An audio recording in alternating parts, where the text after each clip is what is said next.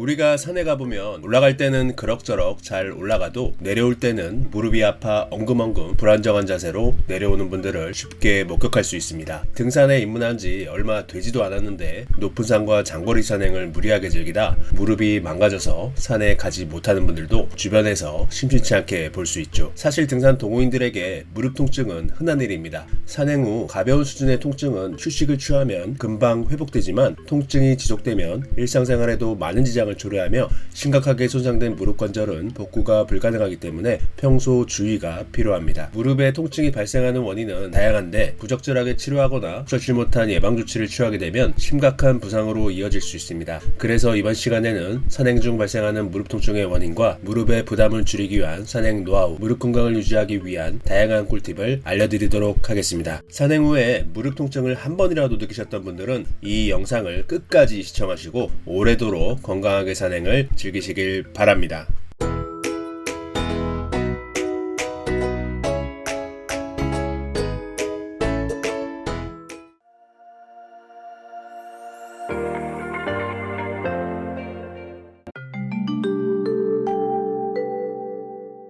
산길과 계단을 오르며 바위를 넘고 난간에서 뛰어내리고 급경사를 내려오는 것은 우리 무릎에 많은 압력을 가하여 스트레스를 유발하는 행위입니다. 특히 내리막길에서는 평지나 오르막길보다 무릎에 가해지는 부담이 훨씬 큰데요. 중력의 영향으로 적게는 체중의 3배에서 6배, 많게는 7배에서 8배까지도 하중이 실리는 것으로 알려져 있습니다. 성인 평균 체중을 70kg으로 가져갔을 때 내리막길에서는 우리 무릎에 버팔로 한 마리에 달하는 하중이 실리게 됩니다. 우리 몸무게가 20kg 증가하게 될 경우 최대 쌀포대 8개에 해당하는 무게가 무릎에 부담을 주게 되죠. 따라서 무릎에 부담을 덜 주고 통증을 유발하지 않으며 최상의 상태로 무릎 건강을 유지하기 위해서는 다이어트를 통해 적정 수준의 체중을 유지하는 것이 무엇보다도 중요합니다.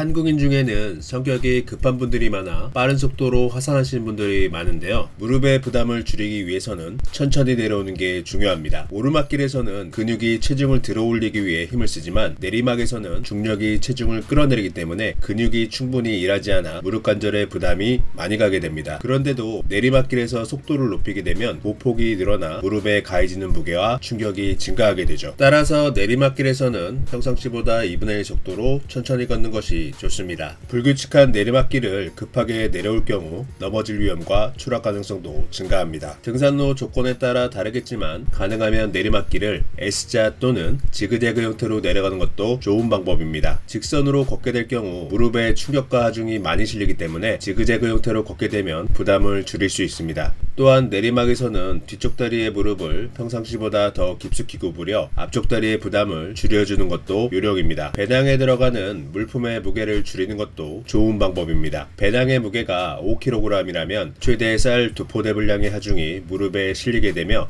배낭의 무게가 10kg라면 최대 쌀 4포대 분량의 하중이 무릎에 실리게 되는 셈이기 때문에 불필요한 짐만 줄여도 무릎의 부담이 줄어들게 됩니다. 한국인들은 올라갈 때는 자주 쉬지만 내려갈 때는 휴식을 자주 취하지 않는 경향이 있습니다. 심지어 정상에서 날머리까지 논스톱으로 내려오시는 분들도 있죠. 내리막에서는 앞서 언급한 대로 무릎에 부담이 많이 가기 때문에 기회가 될 때마다 의식적으로 휴식을 취해야 합니다. 우리의 무릎도 휴식을 취하지 않으면 기계와 마찬가지로 마모될 수 있기 때문입니다. 쉴 때마다 누워서 다리를 들어 올리는 것도 좋은 방법입니다. 중력으로 인해 몰려있던 다리의 피가 온몸으로 퍼지면서 심장 쪽으로 되돌아가고 신선한 혈액과 산소, 에너지를 하체가 공급받게 되어 긴장 해소와 염증을 감소시키는 효과가 있습니다. 올라갈 때는 급경사로 올라가더라도 내려갈 때는 완만한 경사로 내려올 수 있도록 산행 계획을 수립하는 것이 무릎에 부담을 덜 주게 됩니다. 또한 바위가 많은 거친 지형보다는 부드러운 흙길로 내려오는 것이 좋습니다. 바위나 돌계단으로 구성된 등산로는 중력과 작용 반작용 법칙에 의해 무릎에 부담을 많이 주기 때문이죠.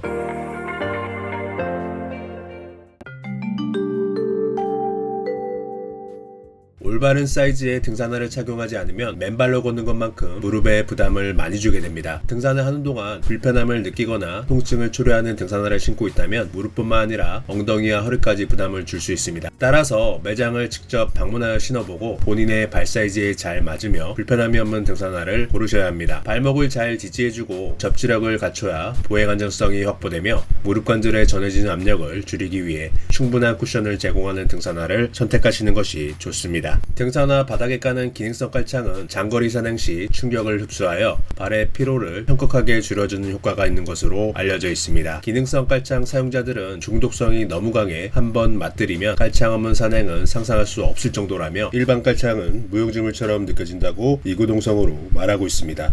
무릎 보호대는 무릎 관절을 단단하게 잡아줘 움직임이 안정되기 때문에 부상을 예방하고 중심이 흔들리지 않아 통증을 완화해주는 효과가 있습니다. 시중에 무릎 보호대는 다양하게 출시가 되어 있는데 통증을 느끼시거나 부상을 입었던 분들은 과학적인 설계로 생산된 전문 브랜드의 제품을 이용하는 것이 좋습니다. 최근에는 무릎 통증을 완화하고 부상을 예방하며 운동 능력을 향상시켜주는 스포츠 테이핑도 널리 사용되고 있습니다. 무릎에 통증이 느껴지는 부위에 따라 부착하는 방식도 다른데요. 스포츠 테이핑은 누군가가 대신 붙여주거나 본인이 배워서 붙여야 한다는 단점이 있는데 최근에는 누구나 쉽게 붙일 수 있는 곤텍스 같은 제품도 출시되고 있습니다. 무릎 보호를 위해 등산 스틱을 사용한다는 것은 이젠 상식이 되었습니다. 스틱을 사용하게 되면 팔과 어깨를 통해 상체로 하중을 약 30% 분산시켜 무릎에 가해지는 부담을 감소시켜줍니다. 불규칙한 지형을 안정성 있게 내려올 수 있으며 산행 후에 겪는 근육의 피로도 약 15% 감소시켜주는 것으로 알려져 있습니다.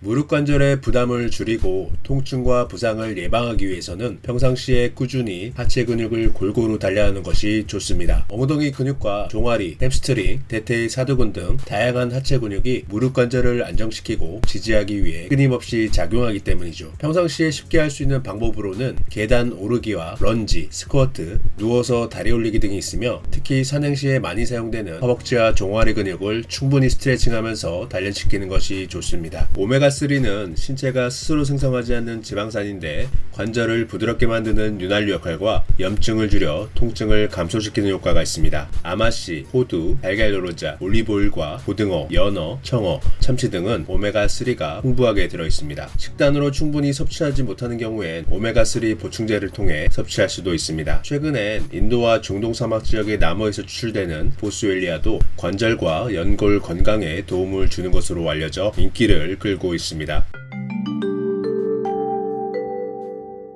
산행 후에 무릎에 통증이 있다면 최소 24시간에서 48시간 동안 무릎에 부담을 주는 행위를 지양하고 휴식을 취하는 것이 좋습니다. 증상이 경미하더라도 무릎에 계속 압력을 가하면 통증이 악화되고 회복 속도가 느려질 수 있기 때문이죠. 침대에 누운 상태에서 무릎을 상체보다 높은 상태로 유지하면 통증을 줄이는 데 도움이 됩니다. 무릎에 냉찜질을 하는 것도 좋습니다. 10에서 20분간 하루에 3번 아이스팩이나 얼음으로 냉찜질을 하시면 기를 줄이고 빠르게 회복하시는 데 도움이 됩니다. 최근에는 터트리는 형태의 휴대용 아이스 쿨팩이나 붙이는 형태의 쿨패치도 출시되고 있는데요. 산행 중에 무릎 통증이 발생했을 때 응급처치 방법으로 도움이 되실 겁니다. 가벼운 무릎 통증엔 이부프로펜 성분의 소염 진통제를 복용하시는 것도 신속하게 회복하는 데 도움이 되지만 장기간 복용은 지양하셔야 하며 현재 다른 약물을 복용하고 있는 경우엔 의사와 상담을 거친 후에 복용하시는 게 좋습니다. 이상으로 산행으로 인한 무릎 통증의 원인과 해결책을 알려드렸는데요. 앞서 언급한 방법으로도 통증이나 붓기가 해결되지 않고 이틀 이상 지속된다면 의사와 상담을 거쳐 물리치료나 무릎 주사, 수술 등의 방법으로 치료를 해야 합니다. 아무쪼록 제가 지금까지 알려드린 다양한 노하우를 숙지하시고 즐겁고 안전하게 그리고 오래오래 산행을 즐기시길 바라겠습니다. 이 정보가 도움이 되었다면 좋아요, 구독, 알림 부탁드리겠습니다.